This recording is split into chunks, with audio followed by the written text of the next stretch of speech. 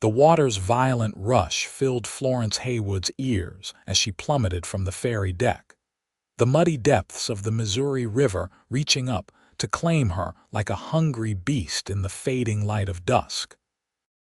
The year was 1871, and death by drowning was about to become just another unceremonious end in the unforgiving American frontier.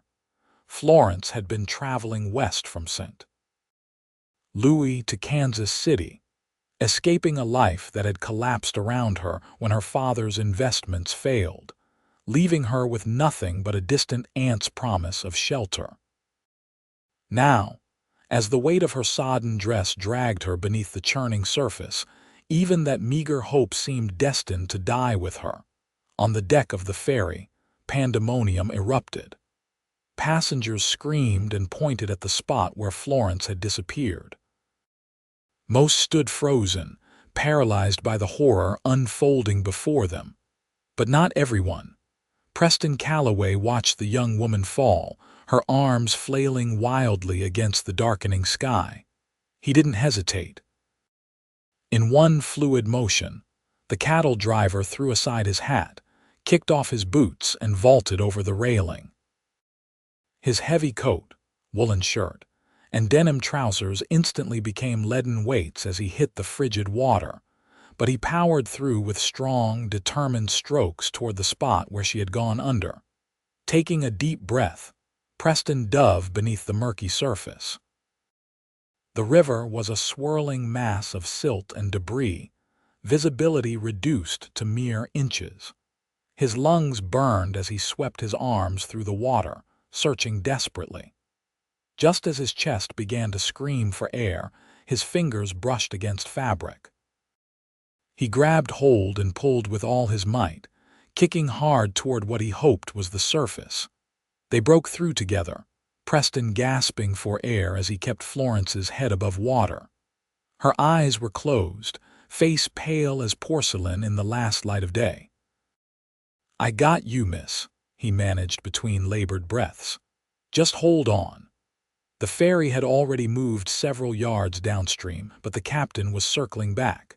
Preston fought the current, one arm locked around Florence's limp form as he struggled to keep them both afloat. Her sodden dress and petticoats threatened to drag them both under with each passing second. "Throw a rope," someone shouted from the ferry.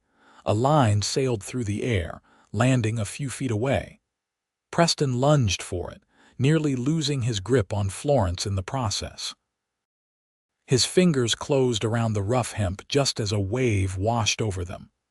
Coughing and sputtering, he wrapped the rope around his wrist and held tight to the unconscious woman. "Pull us in," he shouted, his voice nearly lost in the rush of the river. Several men heaved on the rope, drawing them slowly toward the ferry. Preston kept Florence's head tilted back, praying she was still breathing. By the time they reached the ferry's side, his muscles burned from exertion and cold. Hands reached down to take Florence first, lifting her carefully onto the deck. Preston followed, his waterlogged clothes making the climb difficult. Once aboard, he crawled to where Florence lay motionless, surrounded by concerned passengers. "Stand back," he commanded, rolling her onto her side. Water dribbled from her mouth and nose. "Give her air." Preston pressed firmly on her back, forcing more water from her lungs. For a terrible moment, nothing happened. Then Florence convulsed, coughing violently as river water spewed from her mouth. She drew a ragged breath, then another. A collective sigh of relief swept through the crowd. "That's it," Preston encouraged, his voice gentle despite his own shivering. "Just breathe, miss." Florence's eyes fluttered open, confusion evident in their hazel depths. "What happened?" she rasped. "You fell overboard," an elderly woman explained, draping a blanket around Florence's shoulders. "This brave young man jumped in after you." Florence's gaze shifted to Preston, taking in his soaked form and the puddle forming beneath him. Understanding dawned slowly on her face, followed by profound gratitude. "You saved my life," she whispered. Preston nodded, suddenly uncomfortable with the attention. Anyone would have done the same. No, the ferry captain interjected, offering Preston a blanket of his own. Not anyone. That current's claimed better swimmers than most. What you did was downright foolhardy and heroic. Florence tried to sit up, only to be overcome by dizziness. Preston steadied her with a gentle hand on her shoulder. Easy now. You swallowed half the Missouri, I reckon. A young boy pushed through the crowd, holding Preston's hat. Your boots are still by the railing, mister. Preston thanked him with a nod but made no move to retrieve them. He wouldn't leave Florence's side until he was certain she was all right. What's your name? Florence asked, her voice still rough. Preston Calloway, madam, cattle driver out of Texas, Florence Haywood. She attempted a smile, though her lips trembled with cold. I owe you my life, Mr. Calloway. Preston, he corrected. And you don't owe me anything, Miss Haywood. The ferry captain announced they'd be docking shortly in Jefferson City for the night, instead of continuing on in the darkness. There was a decent hotel where passengers could find rooms until morning, when repairs to the ferry's damaged rudder could be assessed. Preston helped Florence to her feet when they docked, supporting her as they disembarked along with the other passengers. The night air was cool against their wet clothing, causing both to shiver violently. You need dry clothes and a warm meal, Preston said, concern etching lines around his eyes. Florence nodded weakly. My trunk is still aboard, all my possessions. I'll fetch it for you. Preston flagged down a porter and arranged to have Florence's trunk delivered to the hotel while he escorted her there himself. The Jefferson City Hotel was a 3-story brick building just a short distance from the docks. Inside, a blazing fire in the lobby hearth provided immediate comfort to the bedraggled pair. The hotel manager, upon hearing of their ordeal, quickly arranged rooms for them. A hot bath has been prepared for you, miss, he informed Florence.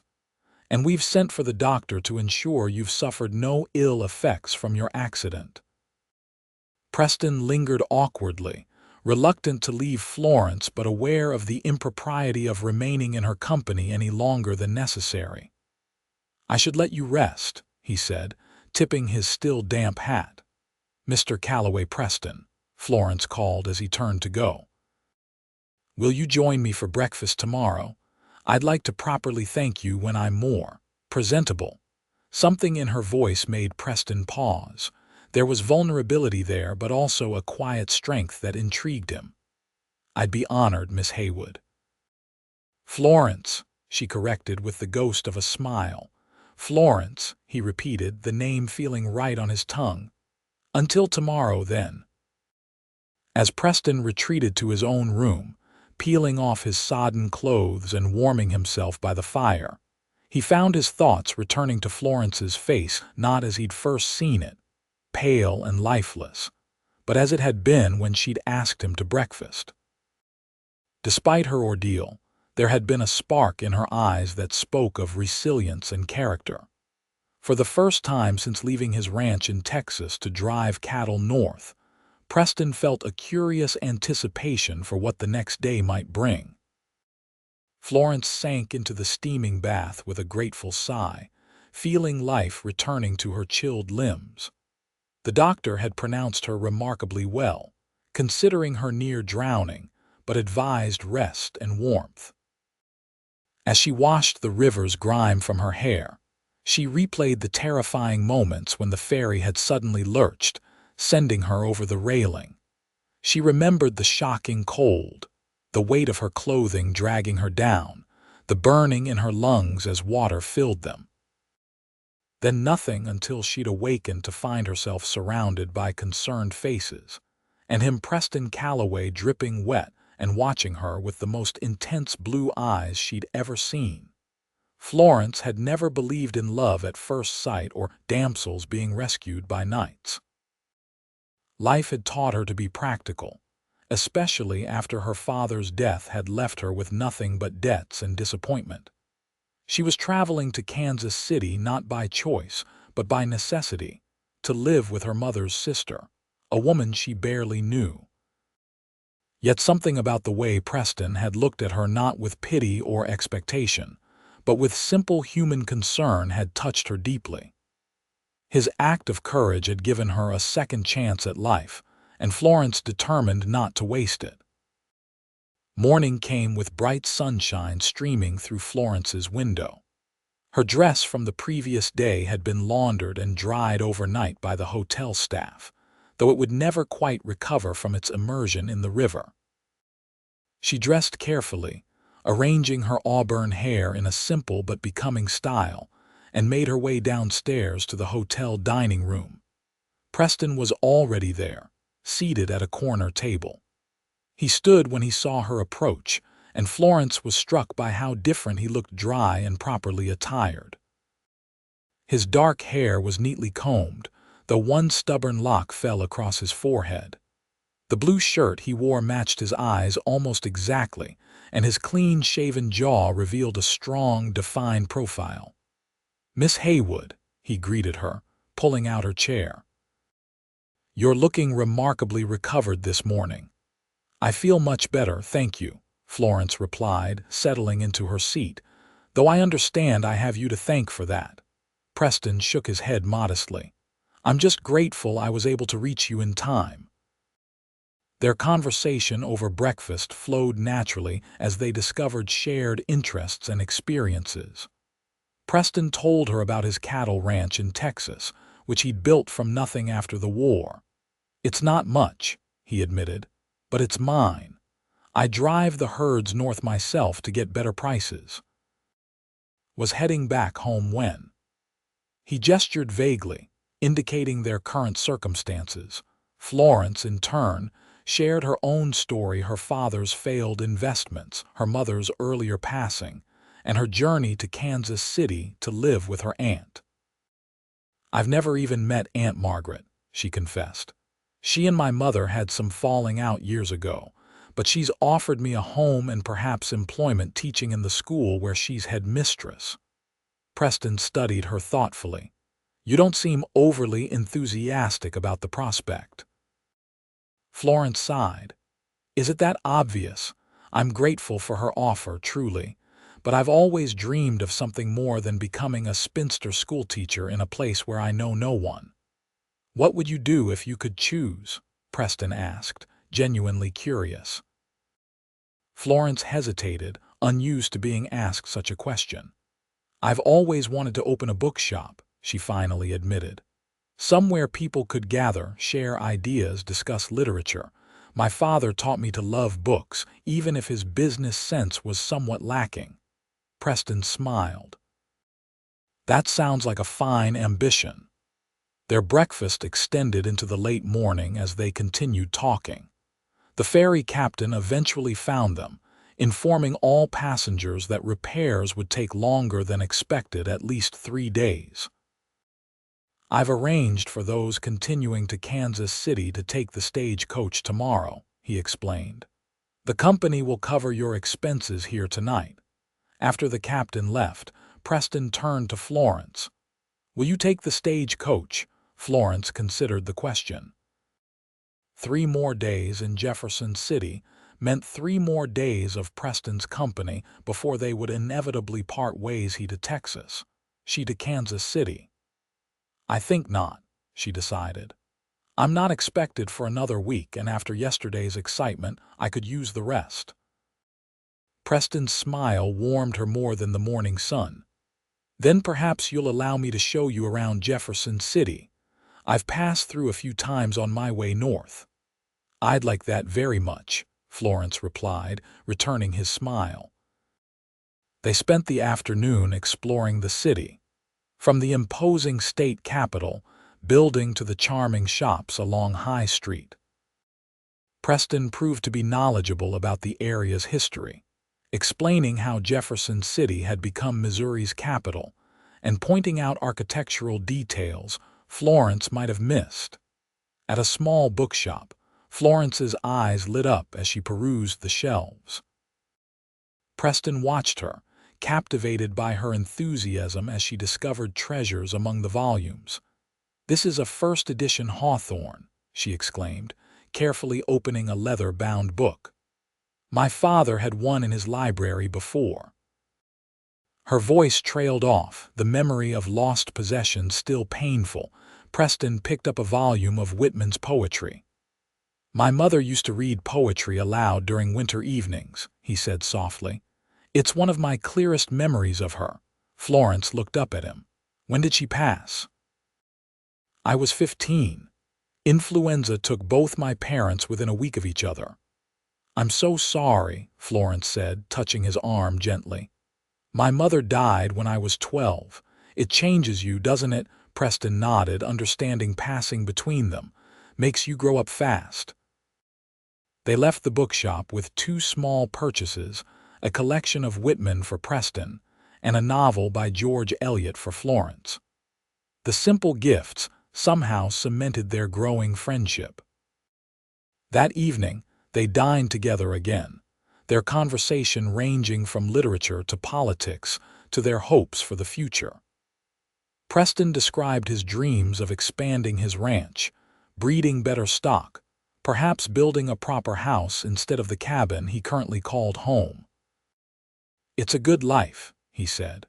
"Hard work, but satisfying, though I admit it gets lonely at times." Florence understood loneliness all too well. After her father died, she'd lived briefly with a distant cousin who had made it clear she was an unwelcome burden. The prospect of starting over with her aunt in Kansas City had seemed promising initially, but now she found herself wondering what life might be like in Texas. The thought startled her.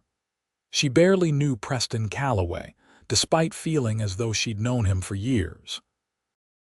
It was foolish to imagine alternatives to her carefully laid plans, based on a chance encounter, even one as dramatic as theirs had been.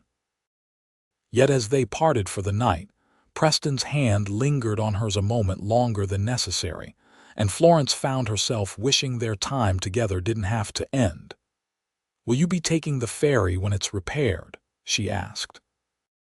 "I'd planned to," Preston replied, "but I find myself in no particular hurry now." His blue eyes held hers steadily. "Perhaps we could continue our exploration of the city tomorrow," Florence nodded, trying to ignore the flutter in her chest.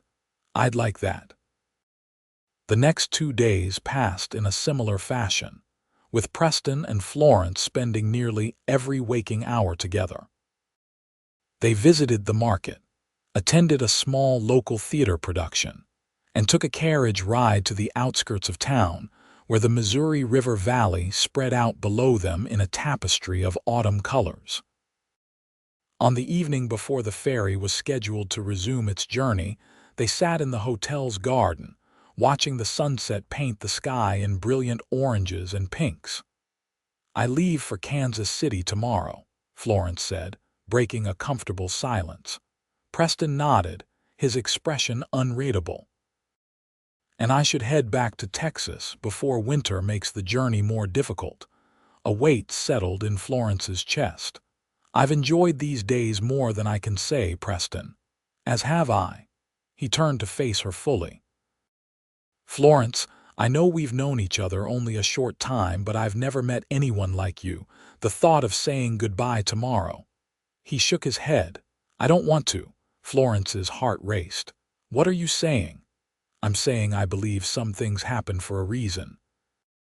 Preston took her hand in his. "If you hadn't fallen from that ferry, if I hadn't jumped in after you, we never would have met. But we did, and these past few days have been the best I can remember." "For me as well," Florence admitted softly.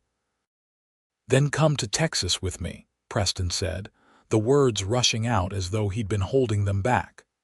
"I know it's forward of me to ask, and I know you have plans and obligations, but I can't bear the thought of never seeing you again." Florence's breath caught in her throat. "Preston, I hardly know you." "You know the important things," he countered. "You know I'm a man of my word. You know I work hard for what's mine. You know I would never let any harm come to you if I could prevent it." His eyes held hers intently. "And I think you know how I'm beginning to feel about you."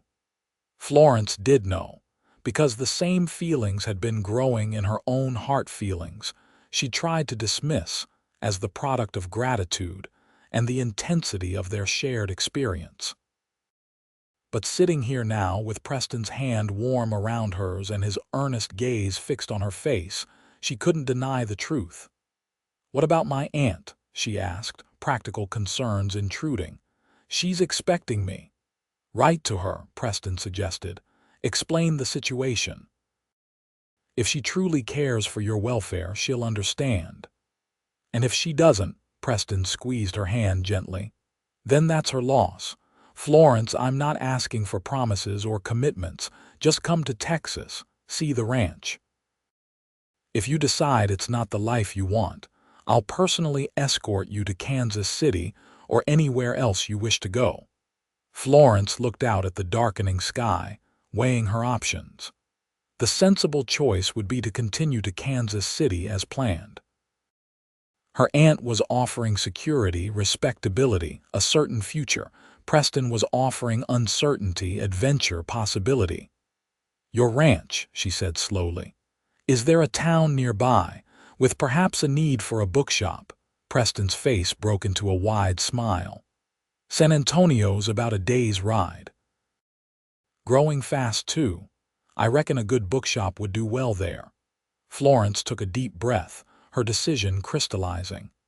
"Then I accept your invitation, Mr. Calloway. I'll come to Texas to see if it might be the place for a new beginning."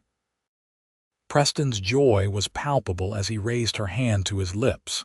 "You won't regret it, Miss Haywood. I promise you that." The journey south was arduous, but not without its pleasures. They took the ferry to St. Louis, then a steamboat down the Mississippi to New Orleans. From there, they traveled by train and stagecoach through Louisiana and into Texas. Along the way, Florence sent a letter to her aunt explaining her change in plans. She wrote truthfully about her near drowning, her rescue by Preston, and her decision to see Texas before committing to life in Kansas City. Whether Aunt Margaret would understand remained to be seen, but Florence felt a surprising peace about her choice. Preston proved to be an attentive traveling companion, ensuring Florence's comfort at every stop and regaling her with stories of Texas and the cattle drives he'd led. He told her about the Comanche and their fierce resistance to white settlement, about the hardships of ranching in a land prone to both drought and flooding, about the freedom he'd found on the open range. "It's not an easy life," he warned her more than once, "especially for a woman used to city conveniences." "I'm more resilient than I look," Florence assured him, "and I've never shied away from hard work." By the time they reached San Antonio in late October, their friendship had deepened into something neither could deny was more. They had shared meals and conversations, laughter and confessions, sunrise watches and starlit evenings. Preston had been unfailingly respectful, never presuming or pushing beyond the bounds of propriety, yet the attraction between them was undeniable. San Antonio impressed Florence with its unique blend of cultures, Mexican, German, and American influences evident in its architecture, food, and the languages spoken on its streets. The city was growing rapidly, with new businesses opening and construction underway on several blocks. "What do you think?" Preston asked as they walked the central plaza, his hand lightly supporting her elbow. "It's vibrant," Florence replied, watching a group of children playing near a fountain. "So different from anything I've known, yet somehow welcoming." Preston smiled, pleased by her response. "Let's get something to eat before we head to the ranch. The journey from here is another few hours." They dined at a small Mexican restaurant where Florence discovered the spicy delights of chili con carne and fresh tortillas. The proprietor greeted Preston like an old friend, insisting on bringing them special dishes not on the regular menu. "You come here often?" Florence asked, sipping cool water to temper the heat of the food. "Every trip," Preston confirmed. "Miguel's father gave me my first job in Texas when I arrived with nothing but the clothes on my back after the war. I try to repay the kindness when I can." This was another side of Preston that Florence was coming to appreciate: his loyalty to those who had helped him, his willingness to acknowledge debts of gratitude. It spoke to a character shaped by both hardship and honor. After their meal, they purchased supplies for the ranch and hired a wagon for the final leg of their journey. As they left San Antonio behind, the landscape opened up into rolling hills covered with scrub oak and mesquite. The October air was cooler than Florence had expected, and Preston provided her with a blanket for the ride. "The ranch is in a valley near the Guadalupe River," Preston explained as they traveled. "Good water supply, decent grazing land. Not as big as some spreads, but it's got potential." Florence heard the pride in his voice and smiled. "How many cattle do you run?" "About 400 head now. Started with just 20 when I bought the place 5 years ago. Each drive north brings enough profit to expand a little more." He glanced at her. "This last drive was the best yet. I was planning to use the money to build a proper house." The implication hung in the air between them that Florence's presence might accelerate those plans. She felt a blush rise to her cheeks, but didn't shy away from the thought. The sun was low on the horizon when they crested a hill and Preston reined in the horses. "There it is," he said softly. "Calloway Ranch." Below them, a valley spread out in the golden light of late afternoon. A small cabin sat near a stand of oak trees, smoke curling from its chimney. Nearby stood a barn and corral, and in the pastures beyond, cattle grazed peacefully. A creek wound through the property, its banks lined with cottonwoods just beginning to turn yellow with autumn. It wasn't grand or imposing, but it was beautiful in its simplicity and the obvious care with which it had been built. "It's lovely," Florence said sincerely. Preston's smile was worth the long journey. "Wait till you see it in spring when the bluebonnets carpet the hills." As they approached the cabin, a man emerged, waving a greeting. "That's Hank," Preston explained. "He watches the place when I'm on a drive. Good man, former Buffalo soldier." Hank Patterson proved to be a soft-spoken man in his 40s with kind eyes and capable hands. He welcomed Florence warmly, clearly delighted by Preston's unexpected companion. "Miss Haywood fell off a ferry up Missouri way," Preston explained, helping Florence down from the wagon. "I happened to fish her out." Hank's eyebrows rose. "Is that what they're calling courting these days?" Florence laughed, instantly liking the older man. "It's certainly an unconventional beginning to a friendship." "Friendship, huh?" Hank's knowing smile suggested he saw more than either was admitting. "Well, I've got supper waiting and the cabin's clean. Figure you two might be hungry after the journey." The cabin was indeed clean, though sparsely furnished with handcrafted items that spoke of utility rather than comfort. A fireplace dominated one wall with a cookstove nearby. A table and chairs stood in the center of the main room, with a single bed in one corner and a curtained-off area that presumably served as Preston's sleeping quarters. Florence realized with sudden clarity that their living arrangements needed immediate discussion. "I'll take the barn loft," Preston said, as if reading her thoughts. "It's comfortable enough, and I've slept in far worse places." "I couldn't possibly displace you from your own home," Florence protested. "It's settled," Preston insisted gently.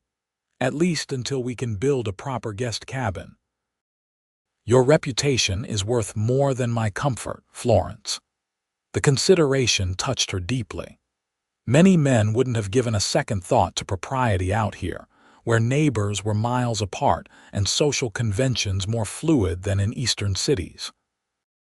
Hank served a hearty meal of venison stew and fresh bread, entertaining them with stories of ranch happenings during Preston's absence. A mountain lion had been spotted near the north pasture. The spring near the west boundary was flowing stronger after recent rains. The new foal born to Preston's favorite mare was showing promise as a cutting horse. Through it all, Florence observed the easy camaraderie between the two men. This was Preston's world, straightforward, honest, built on mutual respect and shared labor. She could imagine herself fitting into it, contributing in meaningful ways. After dinner, Hank discreetly retired to the small cabin he occupied near the barn, leaving Preston and Florence alone. They sat before the fire, the day's journey catching up with them in a comfortable fatigue. "Are you disappointed?" Preston asked quietly. "Now that you've seen the reality of the ranch," Florence shook her head. "Not at all. It's exactly as you described, modest but full of potential." She turned to face him. "Thank you for bringing me here, Preston. For trusting me enough to show me your home. Thank you for trusting me enough to come." He reached out slowly, giving her time to withdraw if she wished, and took her hand in his. "Florence, I want to be clear about something. I brought you here because I couldn't bear to part from you, but I have no expectations. If you decide Texas isn't for you, or if you decide I'm not the man you thought I was, just say the word. I meant what I promised in Jefferson City." Florence squeezed his hand. "I know you did. But I'm here because I want to be. Because in the short time we've known each other, you've shown me more kindness and respect than most men I've known my entire life." She took a deep breath. "And because when you pulled me from that river, you didn't just save my life, you gave me a chance to live it on my own terms." Preston's eyes reflected the firelight as he gazed at her. "May I kiss you, Florence Haywood?" Instead of answering, she leaned forward and pressed her lips gently to his. The kiss was brief but held the promise of deeper feelings to come. When they parted, both were smiling. "Good night, Preston Calloway," Florence whispered. "I'll see you in the morning." "Good night, Florence." He stood, reluctance evident in every movement. "Sweet dreams." As he left for the barn, Florence watched through the window, a warmth spreading through her that had nothing to do with the crackling fire. She had taken an enormous risk, traveling across the country with a man she barely knew. Yet somehow, she felt safer and more certain of her path than ever before. The next weeks passed in a blur of activity as Florence acclimated to ranch life. Preston showed her the entire property, from the spring-fed creek that never ran dry to the high meadow where wildflowers would bloom in profusion come spring. He taught her to ride properly, not side-saddle as she'd learned in finishing school, but astride, the way practical women of the West rode. Florence, for her part, transformed the cabin's interior, adding small touches that made the space more inviting. She hung curtains fashioned from bright fabric purchased in San Antonio, arranged wildflowers in mason jars on the table, and organized Preston's haphazard collection of books on shelves he built at her request. In the evenings, they would sit before the fire, reading aloud to each other or simply talking about their day. Sometimes Hank would join them, contributing his dry wit and extensive knowledge of local lore to their conversations. November brought cooler weather and the need to prepare for winter. Though South Texas didn't experience the harsh conditions of northern states, cold snaps could endanger cattle and freeze water sources. Florence learned to chop wood, mend fences, and even helped with the branding of late-season calves. "You're a natural," Preston told her one evening as they returned from checking on a pregnant heifer. "Most city women would have turned tail and run by now." Florence laughed, brushing dust from her skirts. "I'm finding I prefer honest dirt to the artificial constraints of society. At least here the challenges are straightforward: keep the cattle healthy, Keep the ranch running. Prepare for whatever nature brings." "And is that enough?" Preston asked, his expression serious. "This life, is it enough for a woman of your education and refinement?" Florence considered the question carefully. "I won't pretend I don't miss certain things: bookshops, theater, the company of other women, but those are small sacrifices compared to what I've gained." "And what's that?" Preston's voice was soft in the gathering dusk. "Freedom," Florence replied simply. "The space to discover who I truly am, not who society expects me to be." She looked up at him, her heart in her eyes. "And you? I've gained you, Preston Calloway." He kissed her then, deeply and without restraint, his arms encircling her waist and drawing her against him. Florence responded with equal fervor, weeks of growing affection crystallizing into undeniable desire. When they finally broke apart, both breathless, Preston rested his forehead against hers. "Marry me," he whispered.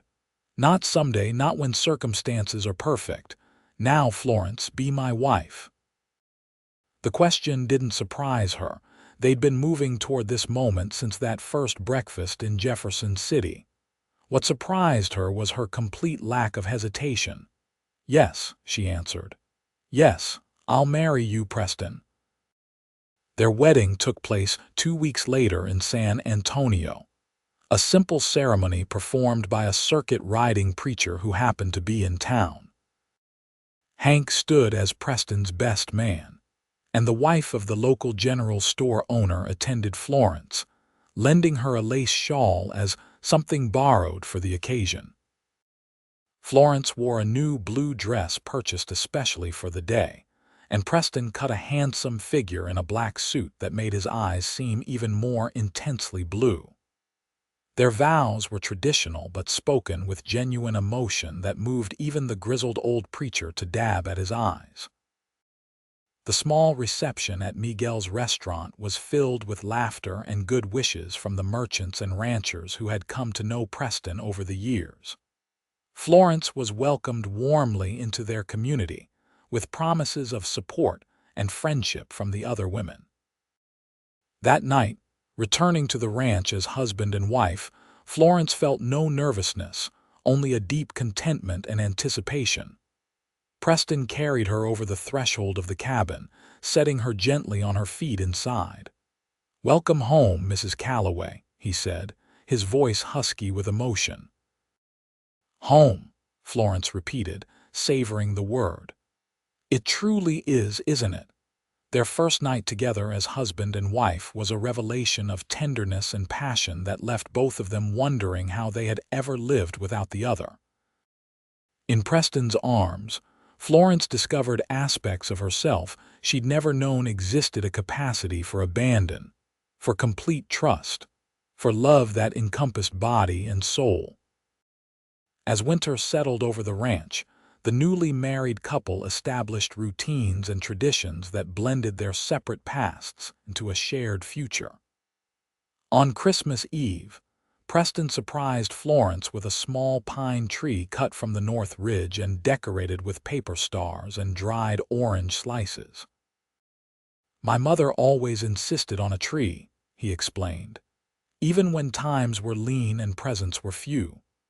Florence, touched by the gesture, presented him with a hand-knitted scarf and a rare book of Texas history she'd ordered from a bookseller in Austin. "It's not much," she apologized, "but next year will be better. I've been making plans." Those plans revealed themselves in the spring when Florence proposed opening a small lending library in San Antonio. She had written to her aunt, explaining her marriage and requesting the trunk of books that had been her father's, which had been stored in the attic of her aunt's home. To Florence's surprise, Aunt Margaret responded with understanding and even approval, sending not only the requested books, but also a generous wedding gift that would help establish the library. "She writes that she married for love herself once," Florence told Preston as they unpacked the books together. "Though he died in the war before they could have children, She says she's happy I found the courage to follow my heart. Preston smiled, holding up a volume of Shakespeare's sonnets. Wise woman, your aunt, seems to run in the family. With Preston's help and Hank's carpentry skills, Florence converted a small building near the San Antonio Plaza into Haywood, and Calloway's literary emporium, part lending library, part bookshop, with a cozy reading nook where patrons could enjoy a cup of coffee and conversation. The venture proved immediately popular, especially among the growing community of educated settlers and the wives of Army officers stationed at the nearby fort. Florence opened the shop 3 days a week, riding into town with Preston when he had business there, and staying overnight in rooms above the store before returning to the ranch. By summer, the business was turning a modest profit, which Florence insisted on investing back into the ranch. "It's our future," she said when Preston protested. "The library brings me joy, but the ranch is our legacy." That legacy expanded in the autumn of 1872 when Florence discovered she was expecting their first child. The news brought Preston to his knees, his face pressed against her still flat stomach, tears streaming unashamedly down his cheeks. "A baby," he whispered in wonder. "Our baby." Florence ran her fingers through his dark hair, her own eyes damp with happiness. "The first of many, I hope." The pregnancy proceeded smoothly, though Florence reluctantly reduced her time at the library as her condition advanced. Preston became adorably overprotective, insisting she rest frequently and enlisting Hank's wife, Delia, to move into the main house to assist with household tasks. Delia, a former slave who had married Hank after the war, proved to be not only a capable housekeeper, but also a knowledgeable midwife who had delivered dozens of babies over the years. "That child's sitting just right," she assured Florence during her 7th month. "Strong heartbeat, too. You'll have a healthy baby come spring, Mrs. Calloway." Spring arrived with its promised carpet of bluebonnets, painting the hills in vibrant blue. Florence, heavy with child, would sit on the porch Preston had added to the cabin, breathing in the sweet air and watching the cattle graze in the distance. It was there, on a perfect April morning, that her labor began. Preston, who had been checking fence lines, returned to find Delia boiling water and laying out clean linens. "It's time," he asked, his face paling slightly. "Early stages yet," Delia replied calmly, "but this baby's coming today, sure enough." Preston stayed by Florence's side throughout her labor, wiping her brow, holding her hand through contractions, and murmuring encouragement when her strength faltered. "You can do this," he told her as the pains intensified. "You're the strongest woman I know, Florence Calloway." After 12 hours of labor, their son entered the world with a lusty cry that brought fresh tears to Preston's eyes. "He's perfect," Florence whispered, cradling the red-faced infant to her breast. "Look what we made, Preston." Preston gazed at his wife and son, overwhelmed by love so powerful it seemed to physically squeeze his heart. "What shall we call him?" he asked, gently touching the baby's tiny hand. "James," Florence decided. "After my father, James Calloway." Young James thrived, growing into a sturdy toddler with his father's blue eyes and his mother's determined spirit. Florence resumed her work at the library, often bringing the baby with her. The patrons doted on him, and he became something of a mascot for the establishment. As the years passed, the Calloway Ranch prospered. Preston's careful breeding program improved his cattle stock, and his reputation for fair dealing spread throughout the territory. They built a larger house near the original cabin, which became Hank and Delia's home after they officially joined the Calloway operation as partners rather than employees. Florence's library expanded into adjacent buildings, eventually housing not only books but also a small school where she taught reading and literature to children of all backgrounds. Her progressive views occasionally raised eyebrows, particularly when she insisted on accepting Mexican and freed slave children alongside those of white settlers. But her gentle determination eventually won over most skeptics. James was joined by a sister, Margaret, named for Florence's aunt, who had come to visit and stayed for 6 months, completely enchanted by her great-niece and nephew. 2 years later, twins William and Elizabeth completed the Calloway family, bringing joyful chaos to the ranch. Through it all, Preston and Florence's love deepened and matured. The passion of their early days never dimmed, but it was joined by a profound friendship and mutual respect that formed the bedrock of their marriage.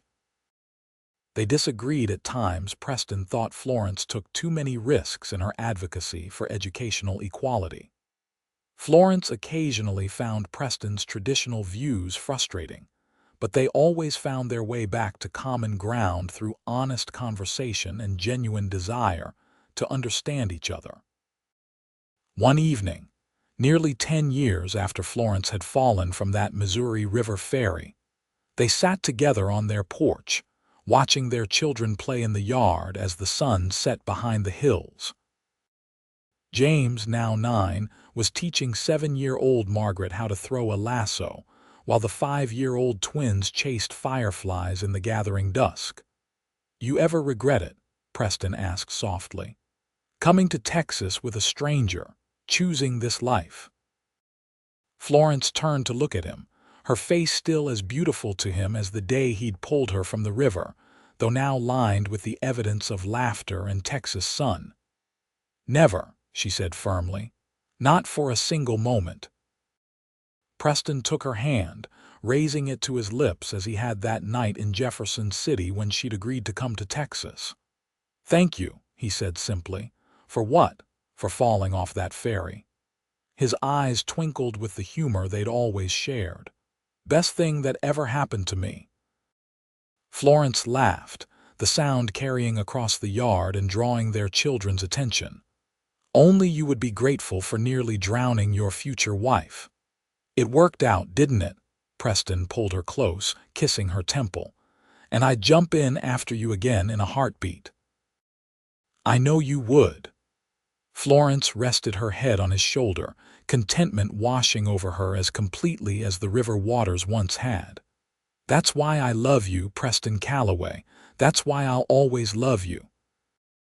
As darkness fell over the Calloway ranch, bringing with it the first stars of evening, Florence reflected on the strange and wonderful journey that had brought her here. A near tragedy had become the greatest blessing of her life, proving that sometimes the current that threatened to drown you was actually carrying you exactly where you needed to be. The years continued to flow by like the Guadalupe River, sometimes rushing with excitement, occasionally threatening to overflow their banks with hardship, but mostly providing a steady, life-giving presence around which the Calloway family built their existence.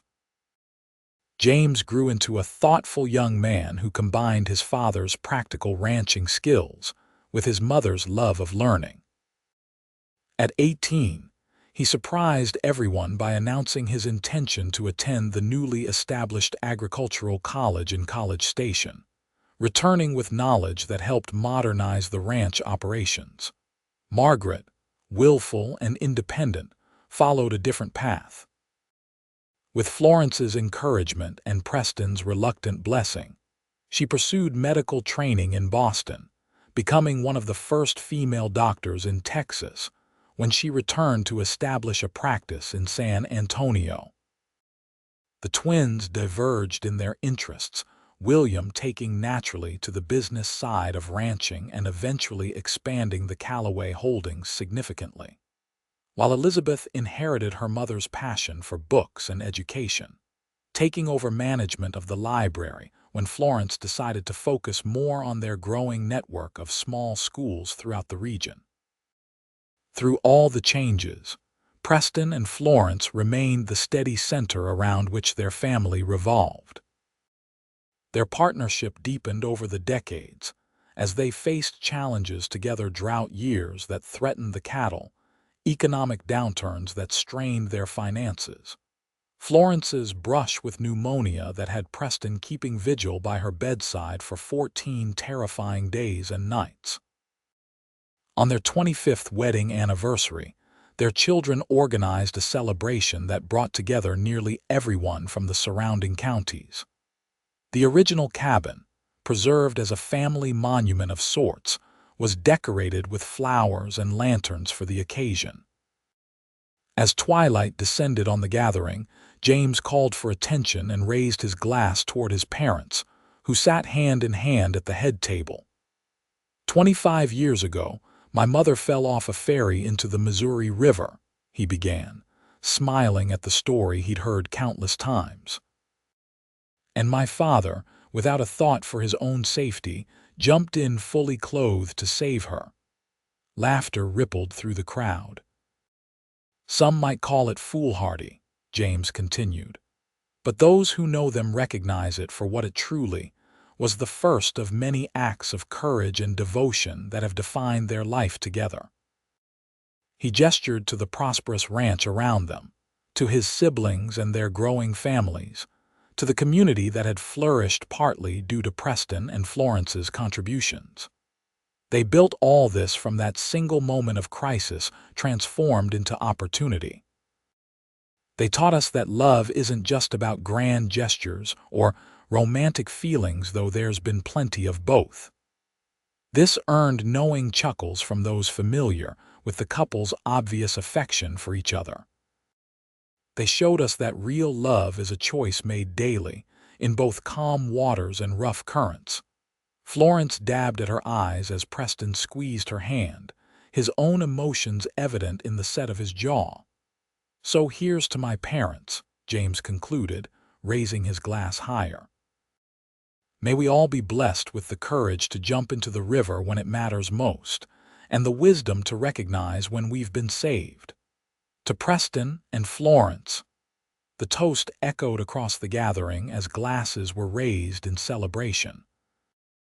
Later that night, when the guests had departed and their children had returned to their own homes, Preston and Florence stood together on the porch of the house they'd built, gazing up at the star-filled Texas sky. 25 years, Preston marveled, his arm around Florence's waist. "Sometimes it feels like yesterday that I pulled you from that river. And sometimes it feels like I've known you forever," Florence replied, leaning into his embrace. Her auburn hair was streaked with silver now, and the hands that had once struggled against river currents had become lined with the evidence of a life fully lived.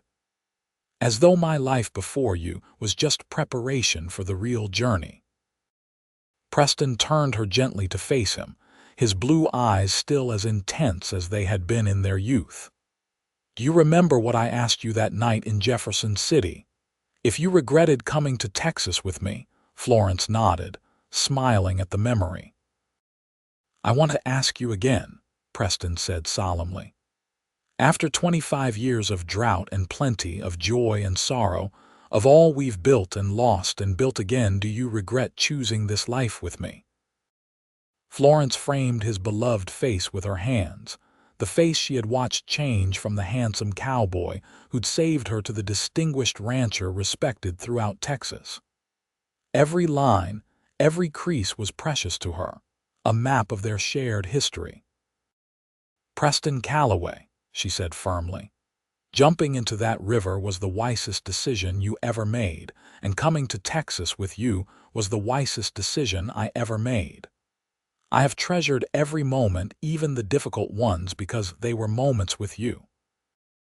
Their kiss was gentle, but filled with the depth of feeling that only decades of genuine partnership could create: passion tempered by patience, romance enriched by respect, love strengthened by shared purpose.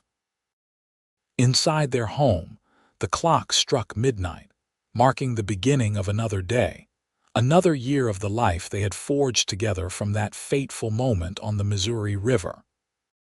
As they held each other beneath the Texas stars, both knew with absolute certainty that some risks were worth taking, some currents worth fighting, and some rescues worth more than all the gold in the West. For what Preston had pulled from those murky waters wasn't just a drowning woman, but his own heart, his future, the other half of his soul.